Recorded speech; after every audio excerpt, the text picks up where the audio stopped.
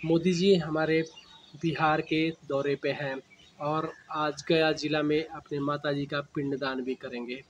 आज 17 सितंबर है और मोदी जी का जन्मदिन है। मोदी जी, आपके जन्मदिन के हार्दिक शुभकामनाएँ। आप हमारे बिहार में हैं, आज पिंडदान करने के बाद अपने माताजी का आप बिहार की चुनावी रैली भी करेंगे, सभा भी करेंगे। इसमें हज़ारों नहीं लाखों लोगों की भीड़ आपके रैली में आएगी। लेकिन हम इन लोग आए हुए लोगों से रिक्वेस्ट करते हैं कि प्लीज़ मोदी जी के रैली का भीड़ का हिस्सा मत बनिए, मोदी जी से इस बार सवाल कीजिए। जी हाँ, अगर सवाल नहीं करेंगे तो हमारे देश के नेता ऐसे ही आएंगे, रैलियां करेंगे और अब वोट बटोर करके वापस अपने अपने घर चले जाते हैं। उसके बाद से 5 साल तक कोई किसी को पूछने नहीं आता कि आप किस हालत में हैं। आज चुनाव होने वाला है, तो यहाँ पे देश के हर छोटे बड़े नेता आपके हर गांव-गांव में विजिट करेंगे, बड़े-बड़े वादे करेंगे। लेकिन इस बार आप लोगों को सवाल करना है। बिहार के तरक्की के लिए सवाल करना है, बिहार के अपने बच्चों के भविष्य के लिए सवाल करना है। क्योंकि यहाँ पे आपको सबको पता है, ना तो रोज़गार है, ना शिक्षा है, ना स्वास्थ्य है। लेकिन सारी सरकारें यही वादा करती है कि मैं ये करके दिखा दूँगा, मैं ये वो करके दिखा दूँगा। मोदी जी भी आते हैं तो बड़े-बड़े फेंकते हैं कि 20 करोड़ दे दूँ, कि 125 करोड़ दे दूँ, कि 150 करोड़ दे दूँ, 5 किलो आटा दे दूँ, ट्रेनें चलवा दूँ। मोदी जी, इस बार ना तो हमको ट्रेन चाहिए, ना आपको ये बड़े-बड़े वादे चाहिए। मोदी जी, आपको पता है हमारे बिहार में ना एक रोहतास ज़िला है।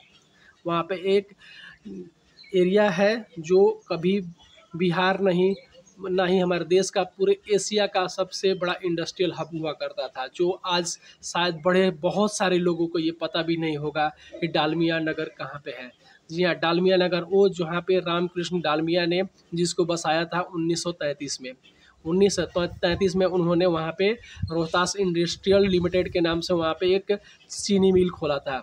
उसके बाद से 1939 में वहाँ पे एक सीमेंट फैक्ट्री खोला गया था, जिसको उद्घाटन में हमारे देश के सबसे बड़े स्वतंत्रता सेनानी सुभाष चंद्र बोस भी आए थे उसके उद्घाटन में।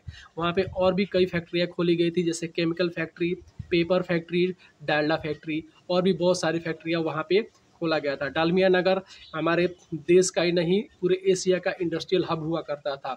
लेकिन देश में इतना ज़्यादा करप्शन था, हमारे बिहार में इतना ज़्यादा पॉलिटिकल करप्शन था, मतलब नेताओं के लूट मचा रखा था, कि उस इंडस्ट्री को 1984 में दिवालिया घोषित करके बंद कर दिया गया था।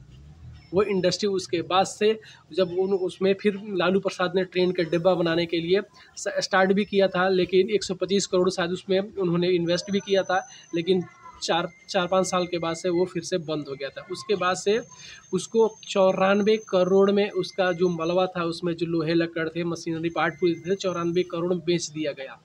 अब बताइए, जो एरिया एशिया का इंडस्ट्रियल हब हुआ करता था, जहाँ पे हज़ारों की संख्या में हमारे देश के नहीं, बिहार के, देश के भी और भी राज्य से यहाँ पे लोग काम करते थे, लेकिन मोस्टली बिहार के लोगों के लिए ये कहीं न कहीं एक तरह से बहुत बड़ा रोज़गार का साधन था, वो बंद हो गया और आज खंडहर पड़ा हुआ है। हाँ, बहुत सारे लोगों को ये बात पता भी नहीं होगा कि डालमिया नगर है कहाँ पे और क्या है, था वहाँ पे, उसका इतिहास क्या है। मोदी जी बार-बार आते हैं, बड़े-बड़े वादे करते हैं, लेकिन कभी ये बात नहीं करेंगे कि हम डालमिया नगर में जो बंद पड़ी है इंडस्ट्री में उसको चालू करवा दूँगा। मोदी जी, उसको चालू करवा दीजिए ना, वहाँ पे ज़मीन भी पड़ी है, इंफ्रास्ट्रक्चर भी पड़ा हुआ है, अभी उनकी बिल्डिंगें वैसे ही की वैसे पड़ी हुई है, और जो वहाँ पे जो वर्कर्स काम करते थे वो कहीं दूर के नहीं थे, ज़्यादातर वर्कर्स बिहार के भी थे, वो मैन पावर की भी ज़रूरत नहीं पड़ेगी। अडानी को आप 1050 एकड़ ज़मीन भागलपुर में आपने दे दिया, वहाँ पे जो सीमेंट फैक्ट्री वो पावर प्लांट बनाएंगे, वहाँ पे बहुत 10 लाख पेड़ काटे जाएंगे, बहुत सारे लोग बेघर हो जाएंगे, लेकिन यहाँ पे तो कुछ नहीं करना पड़ेगा। ऑलरेडी यहाँ पे ज़मीन पड़ा हुआ है, आप ये एरिया में फैक्ट्री ओपन करने के लिए क्यों नहीं बोलते हैं? आपके कहने पे ऐसा तो है नहीं क्योंकि अडानी और अंबानी जी मना कर देंगे।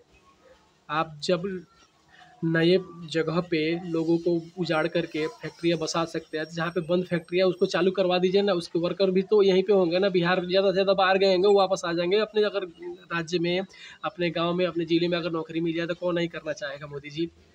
इसलिए मैं आपसे सवाल करता हूँ मोदी जी, इस वीडियो के माध्यम से, कि मोदी जी अगर बिहार में आए हैं तो एक बार बिहार के बंद पड़े फैक्ट्रियों के बारे में भी तो बात कीजिए ना। अब देख लीजिए, सिवान का सूता फैक्ट्री था जो बरसों पहले बंद हो गया था, उसके पार्ट पुर्जे सारे लोग काट पीट कर चोरी करके ले गए, लेकिन कभी किसी नेता ने आज तक सिवान में आकर के ये नहीं बोला कि सूता फैक्ट्री क्यों बंद हुआ और इसको चलाना चाहिए।